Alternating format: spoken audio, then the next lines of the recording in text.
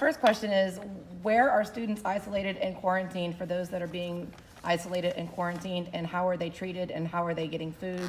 Are their Tiger cards turned off, and could you give us some more details on that? I unfortunately don't know a lot of details on that. I do understand that what LSU has done is they've reserved some space internally for isolation and quarantine, so that was set aside before the year began. How food is delivered, how those students are cared for in the moment, I unfortunately don't know the answer to that. Where can we get that information?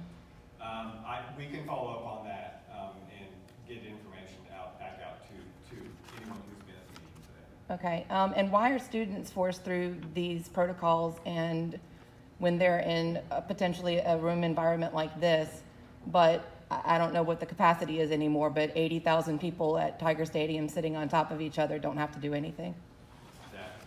I cannot address that. Okay, well then maybe you can address, if vaccines work, why would vaccinated people have any concerns about unvaccinated people? And if they don't work, then why should unvaccinated people take them? My understanding of it is that at least what vaccines do is help prevent the severity of the disease. But if that is on the person that is ingesting that medication into their body, why does that have anything to do with you as a vaccinated person? Because there also is evidence of cases where there are breakthrough cases for those that are vaccinated. So then why should that person take the vaccine? Who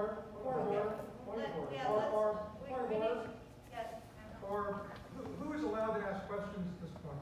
Right, yeah, I think there's been a little miscommunication. Senators are, Note that that was Robert Mann. ask questions, please. Okay. All right, but thank you for your question. The video's posted publicly. The May one was not. It's available online. Nothing through the summer was. Okay, all right, was there additional questions? Yes. Mine's Joe Liguri, Department of Accounting. I've been teaching in person since last fall. I did hybrids, full in person. So just some metrics.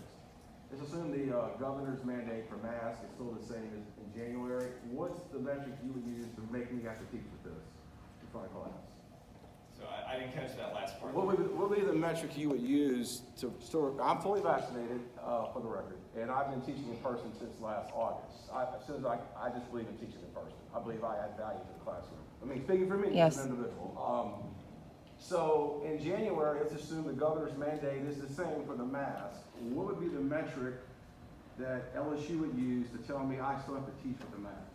If the governor's mask mandate is still the same, why would I still be teaching with a mask and I'm fully vaccinated? And I'm assuming 85% of the students are vaccinated. I would feel comfortable teaching without a mask.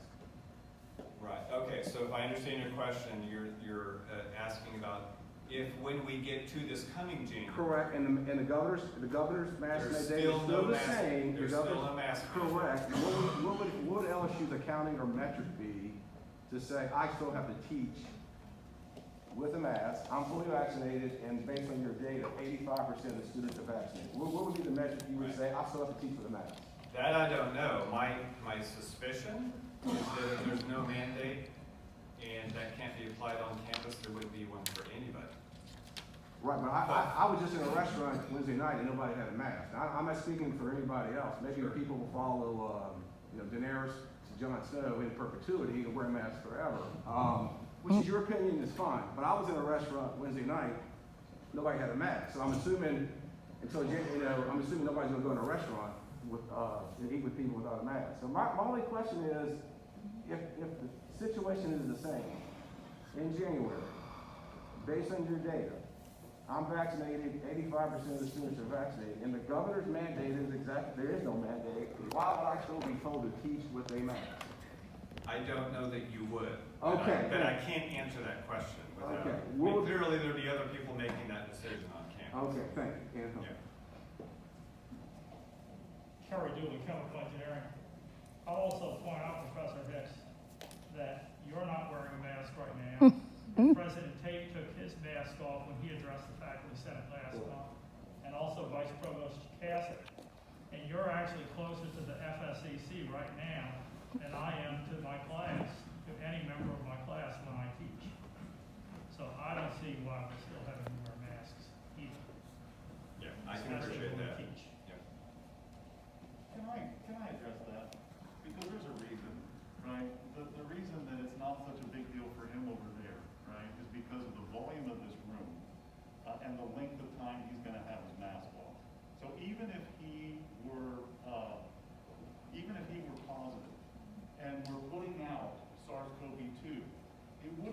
long enough for it to build up so that it would be a problem.